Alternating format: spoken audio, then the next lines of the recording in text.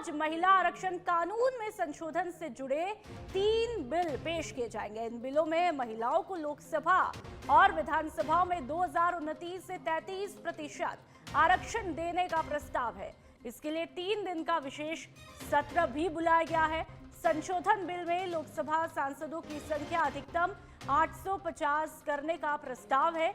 मौजूदा संख्या 543 है। राज्यों में अधिकतम 815 और केंद्र शासित प्रदेशों में 35 तक सीटें होंगी। तो वहीं सीटों की सटीक संख्या तय करने के लिए परिसीमन भी किया जाएगा। आपको बता दें 273 सीटें महिलाओं के लिए आरक्षित होगी।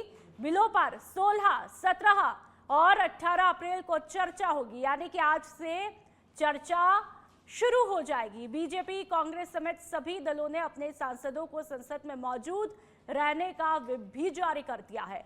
सरकार को बिल पास कराने के लिए 2/3 बहुमत की जरूरत होगी। विपक्ष परिसीमन का विरोध कर रहा है। इस वजह से सदन में हंगामा होने के भी आसार है। संसद से मंजूरी मिलने के बाद ये कानून 31 मार्च 2029 से लागू होगा और उसी साल होने वाले लोकसभा चुनाव में पहली बार प्रभावी भी होगा। तो आपको बता दें कि आज का दिन बेहद महत्वपूर्ण दिन है और आज जो इतने वक्त से चर्चा चली आ रही थी, नारी शक्ति वंदन अधिनियम को लेकर के विशेष सत्र बुलाया गया है। 16, 17 और 18 ये 3 दिन विशेष चर्चा होगी और ये माना जा रहा है कि 2029 में लागू भी हो जाएगा, यानी कि लोकसभा चुनाव के दौरान। और ऐसे में यदि ये तस्वीरें देखने को मिलती है तो वाकई में महिलाओं की जो भागीदारी है, चाहे वो संसद हो, विधानसभा हो, वहां पर बहुत ज्यादा देखने को मिलेगी और लोकतंत्र में मजबूती आएगी। और अब जयपुर की बात करेंगे। मुख्यमंत्री भजनलाल शर्मा का प्रस्तावित दिल्ली दौरा कार्यक्रम आज सुबह 10:30 बजे से 11:20 पर सचिवालय सेवा अधिकारी संघ के शपथ ग्रहण समारोह में शामिल होंगे। दोपहर 3:15 बजे पहुंचेंगे जयपुर एयरपोर्ट। 3:30 बजे दिल्ली के लिए रवाना होंगे। शाम 4:15 बजे दिल्ली एयरपोर्ट पहुंचेंगे मुख्यमंत्री भजनलाल शर्मा। दिल्ली के स्थानीय कार्यक्रम में शामिल होने का उनका पूरा स्केड्यूल है। रात्रि विश्राम करेंगे जोधपुर हाउस में। तो मुख्यमंत्री भजनलाल शर्मा आज देश की राजधानी यानी कि दिल्ली का रुख करेंगे, वहां का कार्यक्रम है। रात्रि विश्राम जोधपुर हाउस में उनका रहेगा और एक एक करके मिनट का स्केड्यूल आपकी टीवी स्क्रीन पर देख सकते हैं। दिल्ली दौरा कार्यक्रम मुख्यमंत्री भजनलाल शर्मा का और सुबह 10:30 बजे से 11:20 बजे सचिवालय सेवा अधिकारी संघ के शपथ ग्रहण समारोह में रहेंगे। दोपहर 3:15 बजे पहुंचेंगे जयपुर एयरपोर्ट। और ज्यादा जानकारी के लिए पॉलिटिकल एडिटर लाल सिंह फौजदार हमारे साथ में फोन लाइन पर जुड़ चुके हैं। लाल सिंह जी, आज क्या कुछ मुख्यमंत्री भजनलाल शर्मा का कार्यक्रम दिल्ली दौरे के तहत रहने वाला है, कितना महत्वपूर्ण? देखिए पूर्व मुख्यमंत्री भजनलाल शर्मा स्वदेशी व्यस्त हैं। सबसे पहले राजस्थान पुलिस के 75वें स्थापना दिवस के उपलक्ष्य में आयोजित पुलिस परेड में उन्होंने शिरकत की और इसके बाद अब 10:30 से करीब 11:30 तक राजस्थान सचिवालय सेवा अधिकारी संघ का शपथ ग्रहण समारोह होगा सचिवालय में। इसके बाद 3:30 बजे वो जयपुर एयरपोर्ट के लिए रवाना हो जाएंगे और दिल्ली पहुंचेंगे। रात्रि विश्राम उनका जोधपुर हाउस ही रहने वाला है, क्योंकि कल से 2 दिन लगातार मुख्यमंत्री भजनलाल शर्मा चुनावी दौरे पर रहेंगे। इसके बाद 17 कल की हम बात करें तो वो करीब 9 बजे आईजी एयरपोर्ट से निकल जाएंगे बागडोगरा के लिए। यहाँ पर सिलीगुड़ी में उनका कार्यक्रम रहेगा। सिलीगुड़ी विधानसभा क्षेत्र में रोड शो है जिसमें मुख्यमंत्री भजनलाल शर्मा शिरकत करेंगे। रोड शो में साथ चलेंगे और साथ ही वहाँ तमाम जो राजस्थानी है उनके साथ मीटिंग करने का उनका कार्यक्रम है। इसके बाद एक कार्यक्रम उनका और रहेगा, ये करीब hotel wayfare T road Siliguri में है। ये 3:30 बजे लगभग कार्यक्रम रहेगा। यहाँ पर भी राजस्थान के लोगों से मिलने का कार्यक्रम है और इसके बाद दोपहर 4:30 बजे लघु उद्योग भारतीय कार्यक्रम रहेगा। ये Siliguri T traders association complex में है। इसके बाद शाम को कार्यक्रम है नेताजी सुभाष चंद्र बोस एयरपोर्ट से और कोलकाता के लिए रवाना हो जाएंगे। यहाँ भी उनका एक कार्यक्रम रहेगा। 7:30 से 8:30 बजे एक जनसभा को संबोधित करेंगे। नुपुर ये जोरान सांको विधानसभा क्षेत्र है, इसमें प्रत्याशी के पक्ष में मतदान के लिए अपील करेंगे, प्रचार करेंगे। और इसके बाद उनका रात्रि में चाय पर चर्चा का कार्यक्रम है 9 से 10 बजे, ये रहेगा कोलकाता भवानीपुर में। रात्रि विश्राम कोलकाता में रहेगा। इसके बाद फिर 18 तारीख को फिर वो चुनावी सभा के लिए निकल जाएंगे। इसलिए अलग अलग प्रत्याशियों के समर्थन में चुनावी सभा है, चाय पर चर्चा है। ये व्यस्ततम कार्यक्रम मुख्यमंत्री भजनलाल शर्मा का आगामी 3 दिनों में रहने वाला है। ठीक है लाल सिंह जी, माना जाए जो चुनावी दौरे के मद्देनजर भी जिस तरह से राजस्थानियों से मुलाकात होगी, तो या ये कहना उचित रहेगा प्रवासी राजस्थानियों को साधने की भी तैयारी देखने को मिल रही है? देखिए नुपुर, बिल्कुल यही है। और एक बड़े, ये जो मैंने विधानसभाओं के नाम आपको गिनाए हैं, इसके साथ ही मैं इसमें एक एड ऑन कर देता हूँ। दक्षिणेश्वर जो काली मंदिर है, बड़ा मान्यता है उनकी, वहां पर भी उनका दर्शन करने का कार्यक्रम है। करीब 5 बजे वो दर्शन करेंगे। इसके बाद यानी कि 18 तारीख को, इसके बाद लगातार जो सभाएं होंगी, रोड शो होंगे, चाय पर चर्चा होंगी। उनका मकसद यही है, जो नुपुर आपने कहा, कि कैसे जो राजस्थानी है, हमारे राजस्थानी इन विधानसभा क्षेत्रों में बड़ी संख्या में है। और एक बड़ी बात, जो एक व्यापार पर उनका एक अच्छा खासा दबदबा है, यानी कि एक राजस्थानी केवल अकेला नहीं बल्कि कई लोगों को प्रभावित करता है। सैकड़ों लोगों उनके प्रभाव में रहते हैं। तो ऐसे में बड़ा प्रभाव इन चुनावों में राजस्थानियों का रहा है। और इससे पहले भी जितने भी चुनाव हुए हैं, वहाँ मुख्यमंत्री भजनलाल शर्मा की सभाएं हुई हैं, चाहे वो दिल्ली में हुई हो या अन्य राज्यों में हुई हो। और इसकी खास बात चाहे नॉर्थ ईस्ट के राज्य रहे हों, इन राज्यों में जहाँ राजस्थानी अच्छी संख्या में, वहाँ पर उनकी सभा हुई। और अच्छा जो शुभ संकेत हम कह सकते हैं, जो आंकड़े बताते हैं, वो ये है कि अधिकतर जहाँ मुख्यमंत्री भजनलाल शर्मा की सभाएं हुई हैं, वहाँ पर कमल खिला है। ठीक है लाल सिंह जी, बहुत बहुत शुक्रिया तमाम जानकारी के लिए। राजस्थान पुलिस की स्थापना दिवस के मौके पर राजस्थान पुलिस एकेडमी में भव्य सेरेमोनियल परेड का आयोजन किया गया। तस्वीरें आपके सामने। कार्यक्रम में मुख्यमंत्री भजनलाल शर्मा मुख्य अतिथि के रूप में शामिल हुए। उन्होंने शहीद स्मारक पर पुष्प अर्पित कर शहीदों को श्रद्धांजलि दी। इस मौके पर गृह राज्य मंत्री यानी कि जवाहर सिंह बेढम भी मौजूद रहे। साथ ही राजीव शर्मा और बीजू जॉर्ज जोसेफ समेत कई वरिष्ठ पुलिस अधिकारी कार्यक्रम में मौजूद रहे। परेड के दौरान पुलिस बल के अनुशासन, परंपरा और क्षमता का प्रदर्शन किया गया। साथ ही राज्य में कानून व्यवस्था बनाए रखने में पुलिस के योगदान को याद किया गया।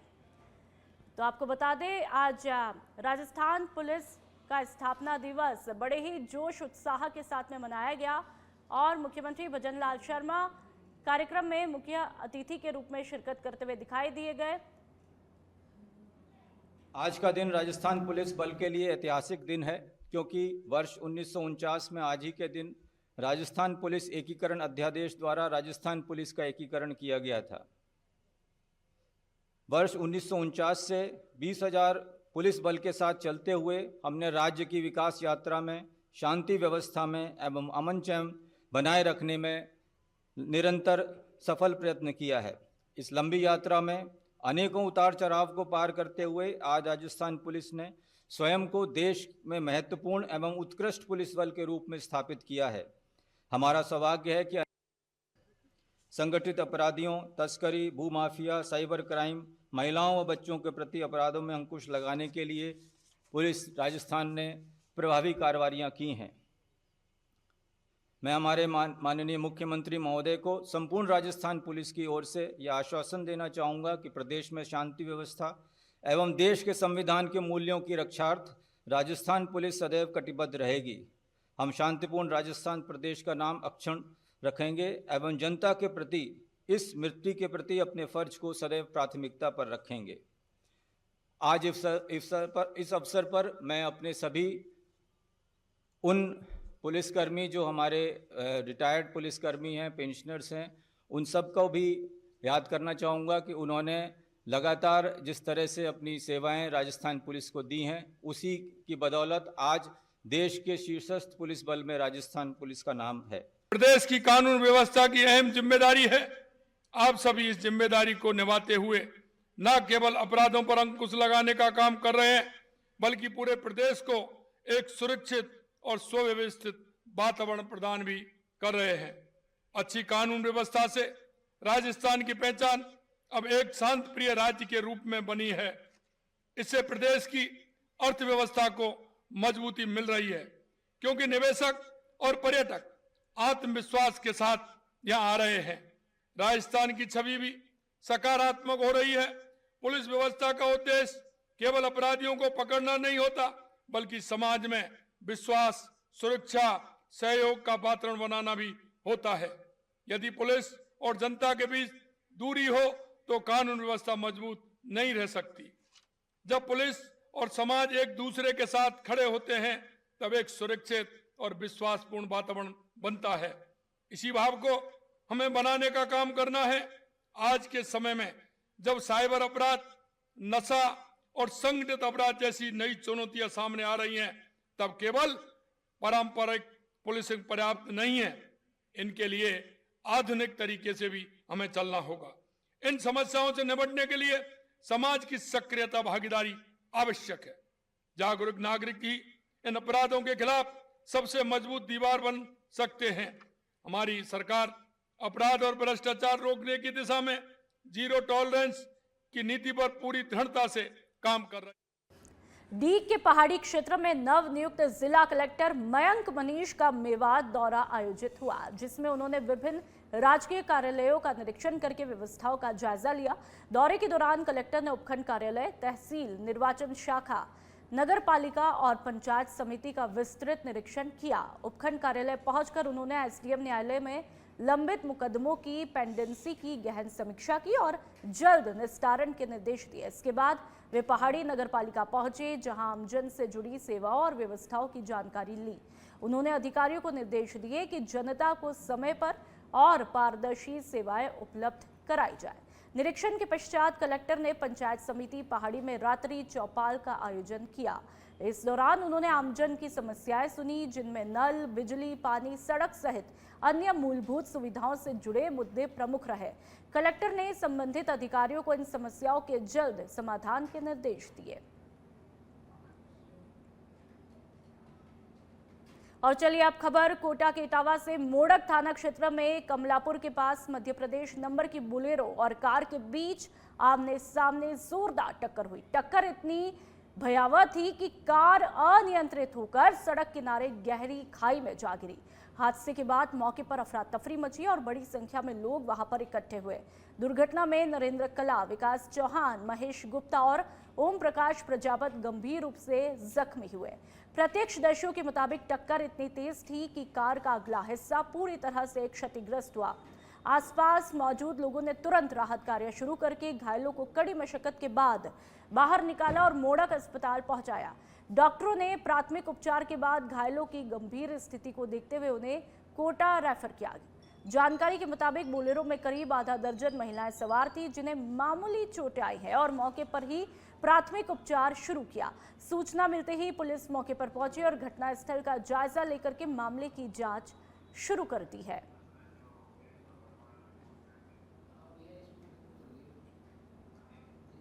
जालौर से खबर, जहां पर राजकीय उप जिला अस्पताल में पिछले 3 महीनों से संचालित तंबाकू निवारण केंद्र क्षेत्र के लोगों के लिए राहत और नई शुरुआत का माध्यम बनता जा रहा है।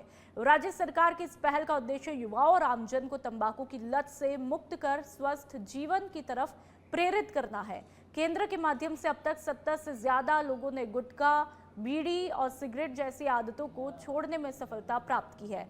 यहाँ विशेषज्ञों द्वारा काउंसलिंग, जागरूकता और आवश्यक मार्गदर्शन दिया जा रहा है, जिससे लोग धीरे धीरे नशे की लत से बाहर निकल रहे हैं। केंद्र संचालक ने लोगों से अपील की है कि वे इस सुविधा का लाभ उठाकर तंबाकू छोड़ने का संकल्प लें। वहीं अस्पताल प्रशासन ने भविष्य में ज्यादा से ज्यादा लोगों को इस अभियान से जोड़ने की बात कही है, जिससे क्षेत्र में स्वास्थ्य के प्रति जागरूकता लगातार बढ़ रही है। तो 3 महीने में 70 से ज्यादा लोगों ने तंबाकू छोड़ दिया है। स्वस्थ जीवन की तरफ ये पहल देखने को मिल रही है। तस्वीरें आपके सामने। और अब तंबाकू छोड़ने की तरफ लगातार व्यक्तियों की तादाद बढ़ती जा रही है। 70 से ज्यादा लोगों ने यहाँ पर नई जिंदगी पाई है। तो तंबाकू निवारण केंद्र यहाँ पर लोगों के लिए नई उम्मीद की किरण बना। ये राज्य सरकार की सेवा है। इसमें सरकार ने तो चालू किया काफ़ी टाइम हो गया, लेकिन भीनमाल में एसडीएस में जनवरी से चालू हुआ है। ये तंबाकू निवारण केंद्र है। केसीसी यहाँ पे बीड़ी, सिगरेट, गुटखा और तंबाकू छोड़ाया जाता है। इसमें निकोटिन की टैबलेट गम आती है, जिससे काफ़ी लोगों को लाभ मिला है। जनवरी में 23 लोगों ने लाभ लिया है, फरवरी में 11 लोगों ने और मार्च में भी 20-25 लोगों ने, और अप्रैल में आज तक 70-80 लोगों ने टोटल लाभ ले चुके हैं। तो ये क्या निःशुल्क दी जाती है? हाँ, ये राज्य सरकार द्वारा निःशुल्क दी जाती है। अभी तो वैसे तो गवर्नमेंट तो परचेज करती है, पर यहाँ निःशुल्क दी जाती है। अच्छा, तो ये आप बताना चाहोगे कौन सी है ये टैबलेट? निकोटिन गम टैबलेट है 4 mg की। अच्छा, निकोटिन गम 4 mg चूसने की टैबलेट है, और इससे लोगों को अच्छा लाभ मिल रहा है। तंबाकू मुक्त हो रहे हैं लोग, और सफेद के माध्यम से ये प्रचार करना चाहता हूँ कि ज़्यादा से ज़्यादा लोग इसका लाभ लें और प्रचार करें। श्री गंगानगर से बड़ी खबर। श्री गंगानगर पुलिस और हार्डकोर बदमाश में मुठभेड़ हुई। सूरतगढ़ बाईपास पर नाकाबंदी के दौरान मुठभेड़ हुई। सदर थाना पुलिस ने की हुई थी नाकाबंदी। आपको बता दें कि बदमाशों के द्वारा पुलिस पर फायरिंग की सूचना, पुलिस द्वारा जवाबी फायरिंग में बदमाश के पैर में गोली लगी। पुलिस और बदमाश में हुई कई राउंड की फायरिंग। घायल बदमाश को जिला अस्पताल लाया गया। हार्डकोर बदमाश का फिरौती के लिए श्री गंगानगर में कर चुका है 2 जगहों पर फायरिंग। लॉरेंस गैंग से जुड़ा हुआ ये बदमाश बताया जा रहा है। हिंदुमल कोट थाना क्षेत्र का बदमाश बताया जा रहा है। जिला अस्पताल में भारी पुलिस बल तैनात है।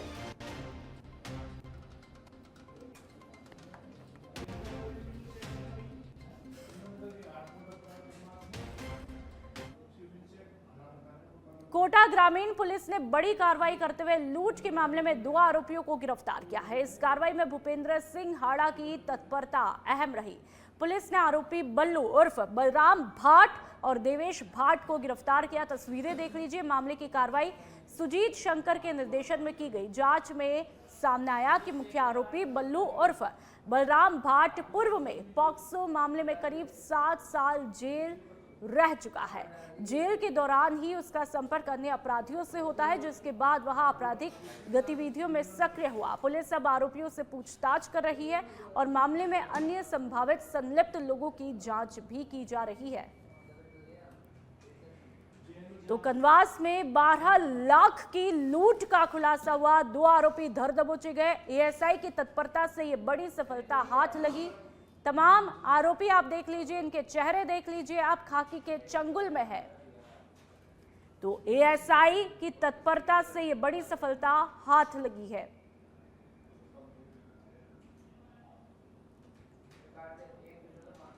डूंगरपुर के सिमलवाड़ा के रामसौर जूना गांव में बुधवार देर शाम एक भीषण सड़क हादसा हुआ। गुजरात रोडवेज की बस ने पैदल जा रहे एक व्यक्ति को टक्कर मारी, जिससे उसकी मौके पर ही मौत हुई।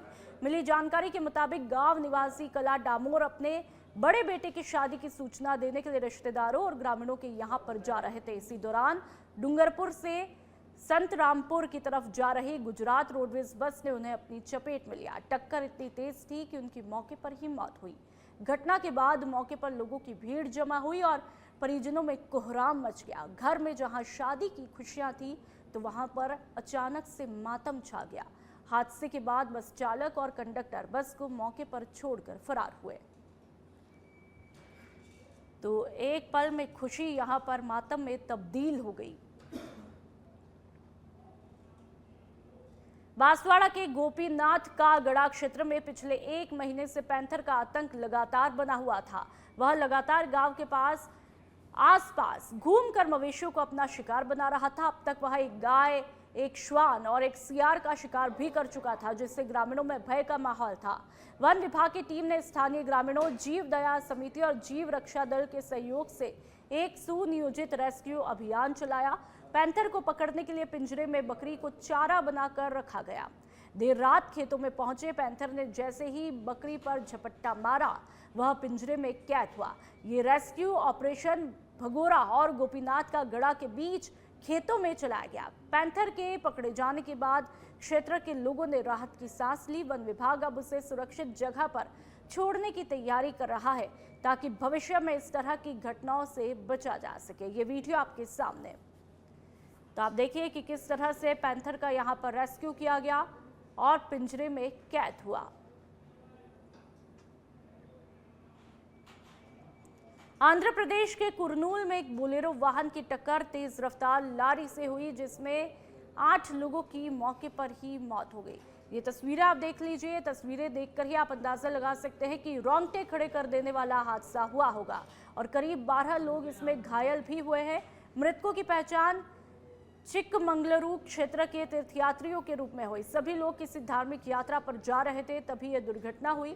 घायलों को नजदीकी अस्पताल में एडमिट करवाया है, जहां पर उनका इलाज जारी है।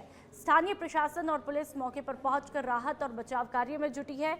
ऐसी घटनाएं अक्सर तेज रफ्तार, थकान या फिर सड़क सुरक्षा नियमों की अनदेखी के कारण होती है। अगर चाहें तो चलिए तस्वीरें लगातार आपको दिखा रहे हैं और ये तस्वीरें देखकर आप अंदाजा लगा सकते हैं कि रोंगटे खड़े कर देने वाला ये हादसा रहा होगा। जो गाड़ी की तस्वीरें आप देख लीजिए, पूरी तरह से गाड़ी चकनाचूर अवस्था में पाई गई।